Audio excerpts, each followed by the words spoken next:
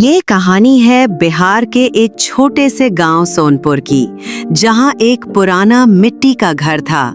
दीवारें दार की हुई, छत से टपकता पानी और कोने में टंगी माँ की फोटो। इसी खंडहर में रहते थे राम किशोर बाबूजी और उनका 13 साल का बेटा मुन्ना।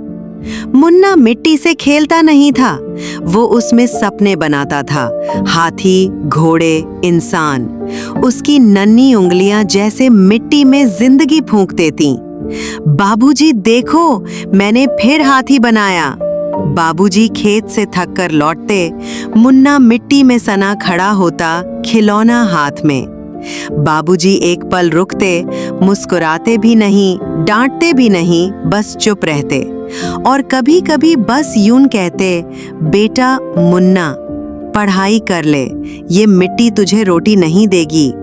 लेकिन मुन कहता, पर बाबूजी, यही तो मेरा सपना है। बाबूजी की आंखों में चिंता थी। खुद तो कभी स्कूल नहीं जा पाए, पर सपना था बेटा अफसर बने।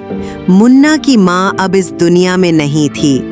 बस कोने में टंगी उसकी तस्वीर के नीचे रखी थी टूटी चूड़ियाँ और बाबूजी की टूटी मुस्कान। हर रात जब बाबूजी उस फोटो को देखते, मुन्ना समझ जाता, उनकी खामोशी में एक चीख दबी है। बाबूजी ने खेत गिरवी रख दिया। बस एक ख्वाब था, मुन्ना स्कूल जाए, अफसर बने। बाबूजी, मुझे ये अंग्रेजी के अक्षर समझ नहीं आते। मुन्ना ने कहा, सीख जाएगा बेटा, बस ये मिट्टी छोड़ दे। पर मुन्ना के लिए मिट्टी सिर्फ जमीन नहीं थी, वो उसकी माँ की गोद थी, उसकी पहचान थी। कुछ टाइम बाद गांव में मेला लगा। बाबूजी ने स्टॉल लगाया, गेहूं, चूड़ा, सब्जी। मुन्ना चुपचाप अपनी मिट्टी के खिलौनों का थैला लेकर आया और बाबूजी से कहा कि क्या मैं भी अपना स्टॉल लगाऊं? लोग हंसेंगे बेटा, खिलौनों की दुकान कोई मजाक है क्या? ऐसा बाबूजी ने कहा। मुन्ना की आंखों में पानी आ गया, लेकिन वो कुछ नहीं बोला, बस अपनी आंखें पोंछकर स्टॉल लगाता गया।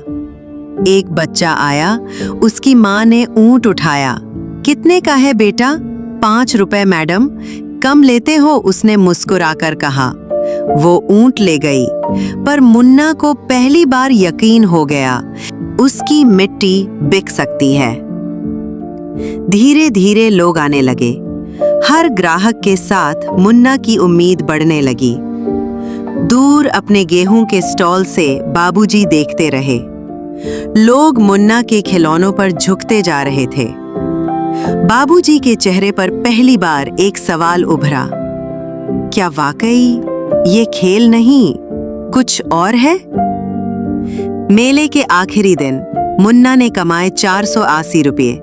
उसने वो नोट बाबूजी के पैरों में रख दिए।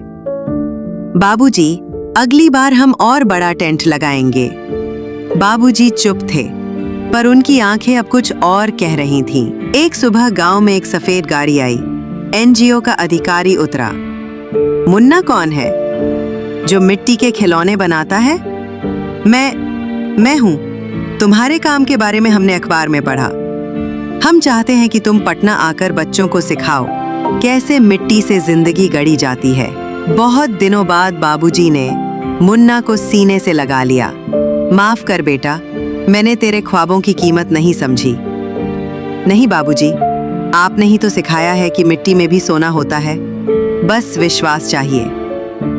और इस तरह अब दोनों खुश रहने लगे और बाबूजी भी मुन्ना से प्यार करने लगे।